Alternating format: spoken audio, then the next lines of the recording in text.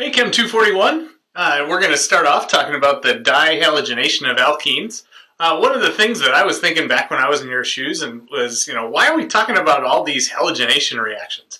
Well, it turns out a lot of these are going to serve as really useful synthetic intermediates when we get to the point where we kind of know a little bit more of what we're doing and we know a couple more reactions. So that being said, what we're going to do is we're going to talk about the electrophilic addition to alkenes. We're going to do that very, very similar set of reactive mechanistic steps that we've seen a bunch before, and then we're going to add a couple of curveballs and kind of expand your knowledge a little bit. So first thing that we're going to do is we're going to choose a substrate that we've seen a few times before. And one of the reasons that I choose this particular alkene is that this is one of the alkenes that was really prone to doing carbocation rearrangement. And it turns out for this dihalogenation reaction that we're going to talk about, which, by the way, putting two halogens on an alkene, right? So our AB system is going to be two halogens that we pop onto the double bond. The good news here, the mechanism that we're going to learn, is there is no real rearrangement possibility due to a couple of important mechanistic steps. And also, these mechanistic steps are said to be regio and stereospecific, which we'll kind of develop over the course of this video lecture and maybe a couple of others. So first thing we're going to do is we're going to just choose a halogen of choice. Let's say we go with Br2. And we'll first of all just kind of learn to predict the product for this thing. Well, the good news is because there's no rearrangement, we can pretty much just think of this thing as putting two bromines on, right? And so what we're going to do over the next few videos is we'll kind of expand on that, and we'll recognize that it's actually much more interesting than just this very kind of like low-level understanding of the reaction. But we got to start somewhere. So we end up putting a bromine across that double bond. Not too exciting. Let's see what the mechanism looks like. First thing we're going to do is remind ourselves that the one reaction that we know about these alkenes doing is always that door swing, right? That arrow is always coming from the double bond and attacking some sort of electrophile. In this case, the electrophile is this bromine species. And let's do our mechanistic arrows in red so you can see them a little bit better. So the very first thing that happens is that this arrow reaches out and attacks a bromine. So we'll end up with what kind of looks like that secondary intermediate that we've seen before that was prone to rearrangement. And you'll say, Sean, I thought you said this thing isn't prone to rearrangement. And it turns out it's not because of what's called an intramolecular reaction. So this intramolecular reaction, the second this positive charge appears here, it turns out that bromine has some electrons that it can use as a nucleophilic species, which kind of closes the ring. Oops, I promised that I would use red arrows on my mechanistic arrows, so let's replace that with a red arrow. And the species that we form is a pretty important one called a Bromonium Intermediate. That Bromonium Intermediate is actually what keeps this carbocation from rearranging. So in a sense, that single bromine, it really kind of holds everything together. And then it turns out that the second step is a really common type of reaction that we're going to be seeing over the course of probably the second term called an SN2 reaction. Pretty simple to think about at this point is we've got this nucleophilic bromine species and it reaches in and attacks the carbon, and we pop open the bromonium. We end up with our product in one simple step. It turns out that this particular step has a lot of requirements in terms of the way that all these different groups are held together. And so we'll develop that over the course of the next couple of videos here. So one of the first things you'll notice that I've done is I've chosen a really particular orientation of this double bond, right? So I started off with a cis-2-butene here. And so I also built a model here. And so hopefully, as we go through this, we're going to be able to use this model to understand what it means to say that I now have a stereospecific mechanism, right? And so stereospecificity has to do with the fact that you will end up with very specific stereochemical outcomes. So the first thing we need to do is we need to understand the way that this bromine actually approaches this alkene written on the board. Even though it kind of looks a little bit different on the board, what's really happening here is the bromine is actually reacting from either the top or the bottom, right? And so you'll notice the way that this bromine is actually approaching, right, is from the top or the bottom, where the top and the bottom are kind of dictated by putting all of these carbons kind of in a line, right? It doesn't come like Pac-Man, right, and eat it like that. It actually needs to approach the pi orbital system, okay?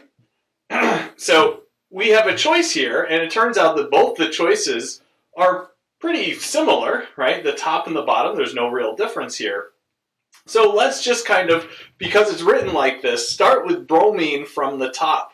And we'll take a look at the consequence of having this bromine attack from the top, and eventually we'll kind of work in the second step of the mechanism, which is that second bromine coming in and attacking. So here are some of those mechanistic steps that we talked about previously, but what I've done this time is I have included a little bit more stereochemical detail. One of the very first things that you'll notice that I did is before I did my that nucleophilic attack step, what I did was I took this this reaction, I took this reactant, and I rotated it such that the CH3 groups are now pointed out at us. And one of the reasons I have to do that is that when electrophiles come in and attack something, it turns out where they attack this system is actually right either at the top of the p orbital system or at the bottom of the p orbital system. Then I just kind of arbitrarily took the top. It could have just as easily happened from the bottom. But it's kind of interesting that this thing always has to approach kind of the top of that double bond, which means that when you start to talk about stereospecificity in reactions, it's really important that you rotate it such that the wedges such that the groups attached to the alkene are actually in this kind of perpendicular plane right here, so we can keep track of any time something attacks from the top or the bottom. And as you kind of follow the bouncing ball here, you'll notice that that attack from the top results in this bromine kind of being a crown on the top of this molecule, and the wedges will stay wedges, right? It's much easier to just imagine that these wedges are just essentially kind of starting like this and going down if it's attacked from the top, or up if it's attacked from the bottom. And it's really hard to show this. Maybe I'll come up with some, in a future video lecture, I'll come up with a way to kind of show you with some molecular modeling programs I have. But the interesting thing is that when that bromine goes in and attacks,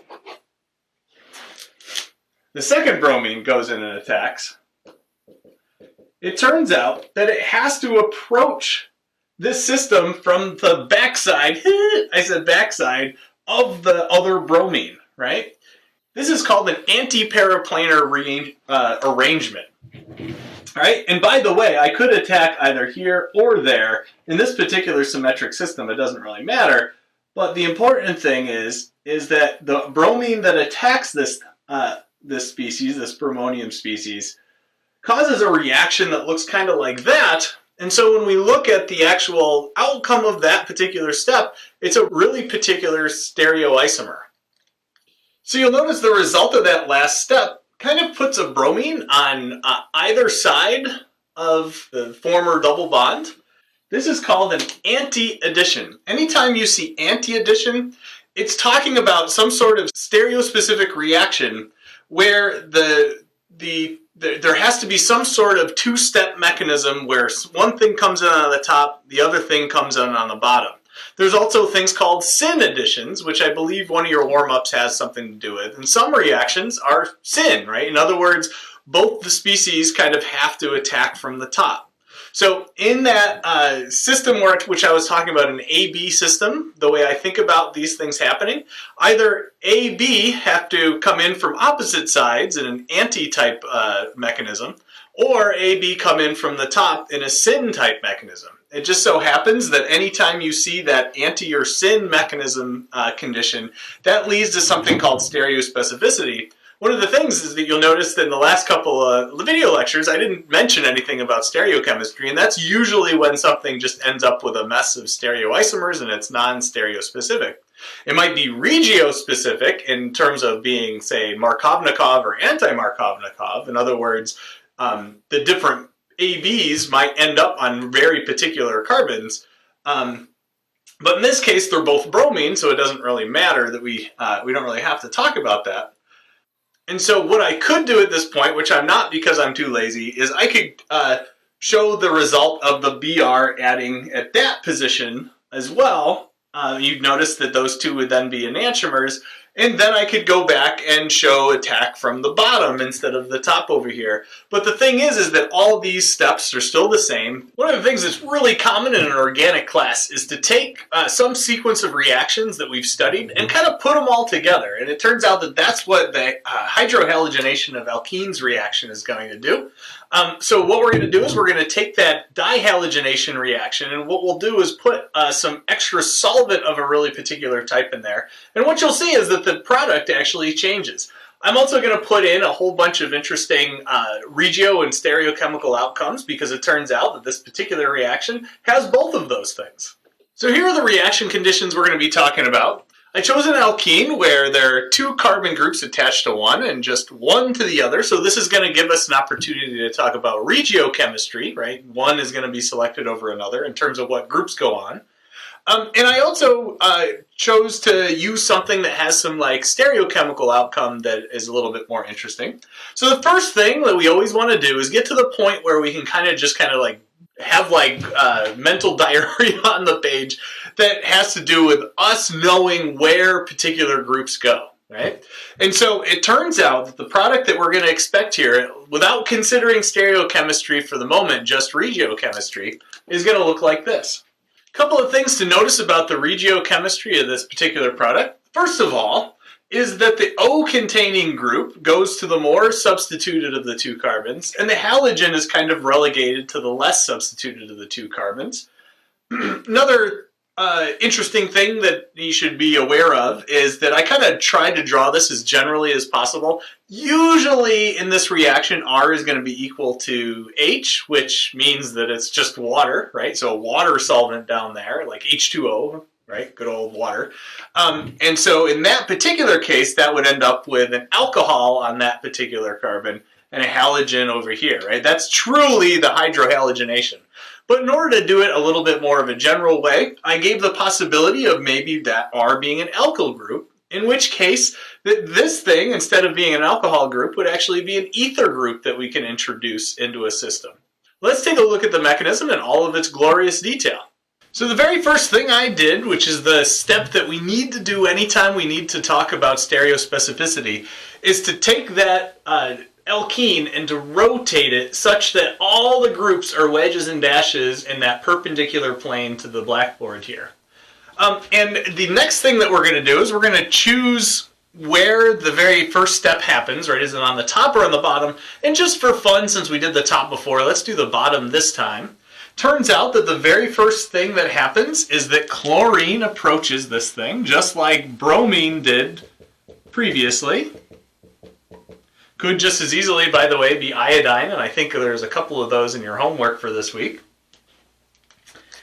And this sucker swings out, reaches down, attacks a chlorine, and liberates that other Cl-. So here's the initial intermediate that forms. A couple of things that you'll notice that are consistent with things that we've been talking about thus far is that the carbocation tends to go to the more substituted alkene carbon. The Cl reaches over And so we end up with what's now called a chloronium intermediate, which I'll write on the board.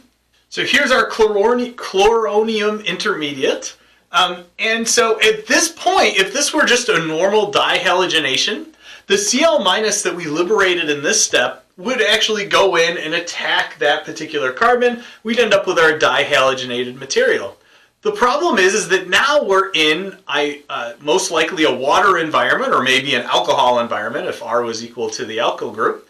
And so what essentially happens is that the solvent's able to outcompete that chlorine, right? There's not enough of this chlorine around such that the nucleophilic species that attacks here is the thing that is surrounding that intermediate. And let's just say that it's water. Actually, no, let's stick to what we originally wrote on the board, which is the species that looks a little like this, right? And so if R is alkyl, that's an alcohol. If R is H, that's just plain water. And so what happens at this point is that oxygen reaches in, and it preferentially attacks the more substituted carbon, right? That's Regio Specificity. The fact that my wedges and dashes have a certain sequence of effects here, that's stereospecificity, right? So Regio Specificity right here will draw the intermediate, and I might have to erase a couple of things just to get this all on the board.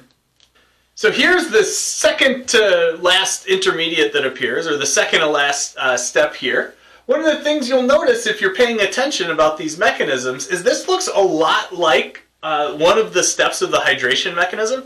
That's something that happens a lot in organic, where one reaction has kind of an analog for what happens in another reaction. So what we're going to do is a proton transfer to get to our product. A couple of things that you'll notice as we kind of follow, again, the bouncing ball through this thing. Notice that the solid wedge of the ethyl group and methyl group, both all kind of on the same side, follows through this entire mechanism, right? That's what we're talking about with stereospecificity.